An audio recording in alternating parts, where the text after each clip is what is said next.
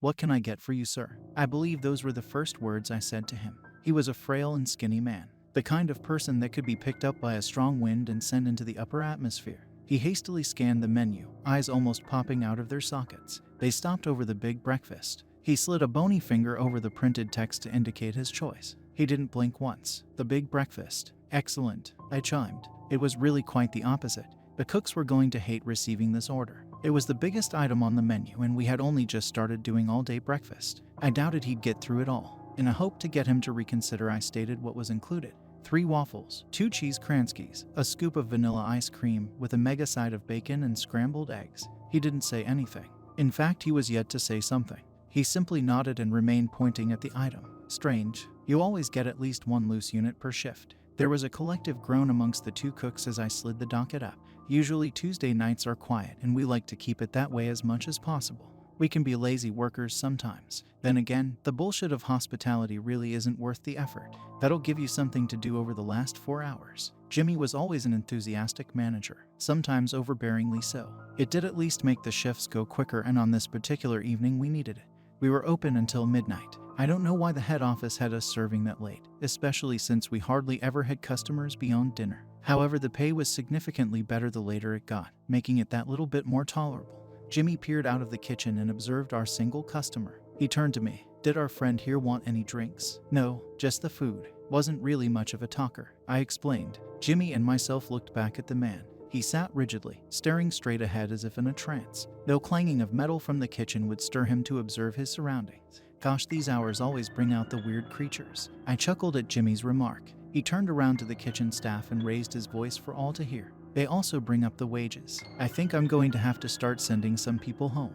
There were 4 of us working that night. Myself, Jimmy, and the 2 cooks. I knew I was safe from being sent home early as I had been employed fairly recently. My wage was cheap as chips in comparison to some of the other higher-ranked employees. One of the cooks nominated himself to leave. I think he'd recently become a father or something and wanted to get home to his kid. He punched out and disappeared into the night. Then there were 3. 15 minutes later, a bell chimed. Food was up. I put down the wine glasses I had been polishing and whisked the meal over to our strange customer. As I placed the meal in front of him, I realized I hadn't provided cutlery. Before I could apologize, the man lunged into the food, grabbing and tearing at pieces with his hands. I had to stifle a laugh which formed out of pure shock. He continued shoving the food into his mouth like a wild animal. I composed myself. "Sir, would you like me to get you a knife and fork?" He ignored me and continued devouring a sausage. I scanned the table for a hidden camera or a phone pointed my way. I assumed my reaction could be getting filmed as some prank for the internet. That was the only logical explanation I could think of this uncanny behavior. Much to my confusion, there was nothing. I returned to the kitchen, still slightly aghast, still silently processing. I told Jimmy and the remaining cook what had just occurred. They peered over to catch a glimpse, but he was already done. The show was over. Disappointed he'd missed out on the very little entertainment this job provides, Jimmy sent me back over to clear the plate. I was a little nervous walking back to his table. The stranger seemed to not be all there mentally, and I didn't really want to interact with him anymore. I mean, he hadn't said anything, but I still had this feeling churning inside of me, like I sensed something unnatural. "How was everything?" I asked. Once again, he gave me nothing. I noticed his plate had been licked clean. I reached over to begin clearing it. He jolted forward and snatched my wrist. I didn't even have time to react. We locked eyes. His hand was freezing. Raising an index finger, he pointed towards the menu. It landed on the big breakfast once more. Words nervously escaped my mouth. "Would you like another one?" He nodded slowly and released his grip. An unwelcoming smile climbed up his face. Its lines disappeared into deep dimples. His eyes flicked back to their blank stare, no longer recognizing my presence. I paced back to the kitchen and flung the docket up above the hot plate. I wanted to find Jimmy and tell him about the unwanted grabbing of the weird customer, but he seemed to be missing, probably in his office sorting out this week's wages. I braced myself for an annoyed remark from the remaining cook. He looked at it for a beat before opening his mouth. "Gosh, this fella is hungry." George was the cook's name. He had been working at the joint since the early days and had his methods down to a T. He immediately began squeezing the scrambled egg mixture into a sizzling pan. I knew it wasn't my fault, but I felt the urge to apologize for the stranger's additional order. "Sorry, George, he doesn't look it, but this customer has the appetite of a hippo." "Nah, don't stress it, bud. More than happy to be earning that late-night coin." "Oh, are you an expensive hire?" "The most expensive." George laughed. "I've been here so long that I've worked my way to the top of the pay ranks. Got myself a pretty good deal from the old management. I know the new owners hate it. They'd fire me if they could, but they don't have enough trained staff in the kitchen. Plus, George skillfully threw 3 waffles onto the hot plate as he talked. Contract says I can't be fired for being good at my job. Within a matter of minutes, the second big breakfast was served up. I made sure to bring cutlery over to the table this time, but it made no difference. The stranger chowed down the meal ferociously with his bare hands ...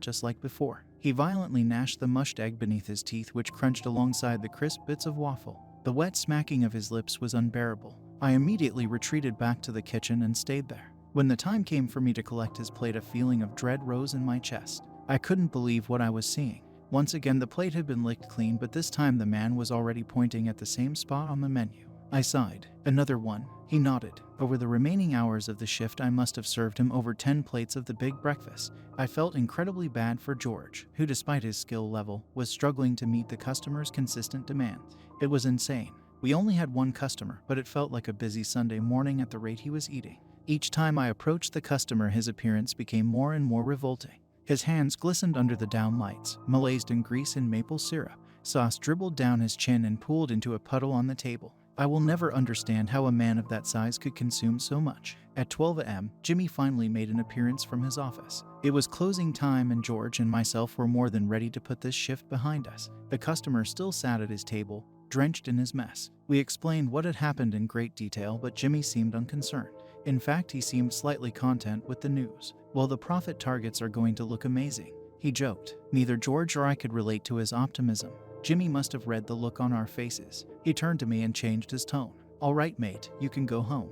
Thanks for tonight. What about me? Chimed George. Jimmy pointed towards me. He's working early tomorrow, George. I just need you to quickly close up the kitchen. George wasn't satisfied with this answer. I'm working tomorrow morning too. I've got to open. Just a quick cleanup, George. Come on, you're earning a lottery by the hour. Jimmy's response was quick and stern. I'd never seen that side of him before. George banged a pan against the stove with frustration. Ignoring his outburst, Jimmy turned back to me. You can go now, mate. Cheers. As I threw on my coat and walked down the restaurant aisle, I passed the customer. He was still here. The man chuckled to himself whilst holding his blank stare. I should have kept walking ... but the shock of the shift had me fired up.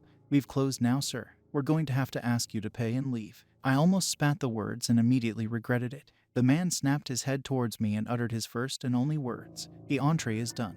Now time for the main. He giggled and returned to his vacant expression. I didn't really know what he meant by the main, but I wasn't going to find out. I drove a little faster on the way home that evening.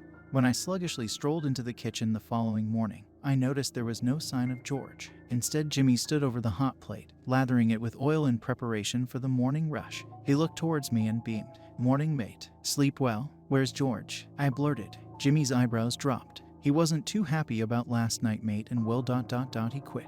He quit. Yeah, I know. Shame to see him go. Extremely unprofessional to just walk out like that. Jimmy scraped the surface of the metal plate with a spatula. Not to worry though, mate. He was really expensive. We're gonna get you into the kitchen now. How's that for fun? My mind was struggling to keep up with everything. Nothing sounded right. George didn't seem like the guy to do that. Not after all the years he'd been at the restaurant. What about the customer? I asked. The customer last night. Did he pay? The spatula scratched the plate with an awful screech. Oh yeah. He said the meal was awesome and your service was excellent. My brain was hurting with confusion. I could feel the blood thumping in my skull. He actually said that. You bet. Funny you should mention him. I didn't want to make you nervous last night, but he's actually from upper management. Technically my boss. Came in for a little inspection and made sure business was good. Adrenaline shot up my legs. My heart beat like a drum. An eyelid twitched. My mind raced back to George stating he was an expensive employee. The most expensive employee. The result of an old contract from the restaurant's initial owners. A contract that the current management did not like. I thought back to the previous night's customer, now revealed to be a member of upper management. I thought back to him mentioning that it was time for the main as I exited the store. If Jimmy works for him, that means I don't think George quit. Jimmy chuckled before continuing. And let me tell you, mate, business is fucking good.